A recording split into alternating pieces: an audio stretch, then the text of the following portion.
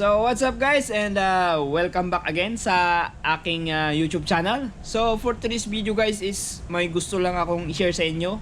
Ang video ito is kung paano ako nakasampa ng barko na walang backer. So mostly guys, yung mga hinahanap nila ngayon, mga referral guys. So ang i-share ko na to is yung experience ko. Baka yung i-share ko sa inyo na information, at least baka makatulong at baka sakali makasampa rin kayo ng international.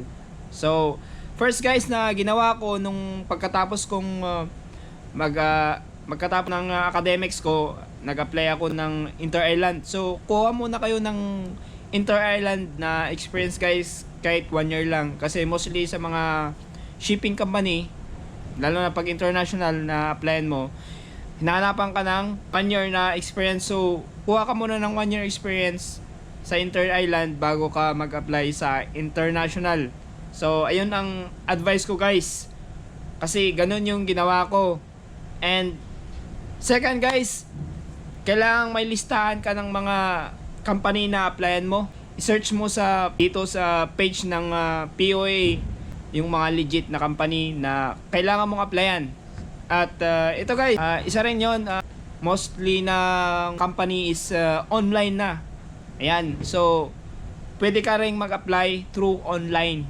Ayan, at kailangan updated ka. Kung may gusto kang company na applyan, kailangan i-check mo yung page nila sa Facebook page, at sigurado yan, i-check mo kung meron silang hiring sa applyan mo. Ayun, so ganun yung mga ginawa ko guys. At yun, kailangan may listahan ka. Try and try lang, baka sakali malay mo guys, sa pag-try mo may matimingan ka na company na pwedeng tumanggap sa'yo kahit wala kang backer. Ayun, ganun yung mga ginawa ko guys. At saka Kalaw guys, no? Yan, sikat yan sa applyan ng mga marino, lalo na ngayon. Pag napunta kayo dyan, may mga kadete dyan na naghahanap ng mga mag-apply din. So ang gawin nyo guys, listahan nyo lang yung pangalan nyo.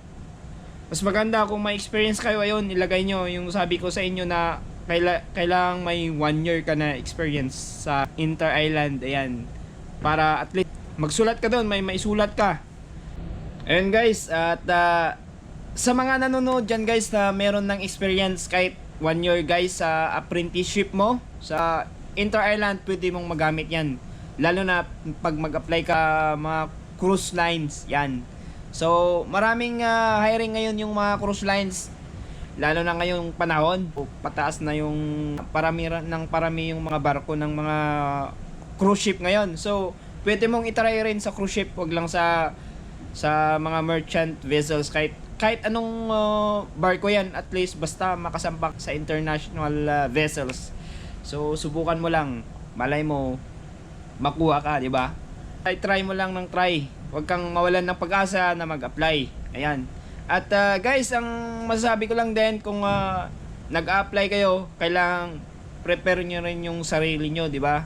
Kailangan nyo rin mag-review, hindi yung kailangan at least kahit paano, kung nabigyan man kayo ng chance na makapasok sa company na applyan nyo, at least naka-ready na kayo, prepared na kayo, di ba? Yes guys, meron din akong i-add sa inyo guys na very important guys, na kailangang meron kayong notebook guys na pwedeng pagsulatan. So itong notebook na to guys is pwede nyong isulat yung mga document number nyo guys, yung mga certificate number nyo. At least mag-fill up man kayo sa mga company na applyan nyo, at least naka-ready na lahat yung mga information na kailangan mong isulat. So at least prepared ka na, hindi ka na yung buklat ng buklat sa mga certificate mo. At least yung notebook na to is dapat andito na lahat yung mga information na kailangan mo na isulat. So ayun lang guys, ganun yung ginawa ko.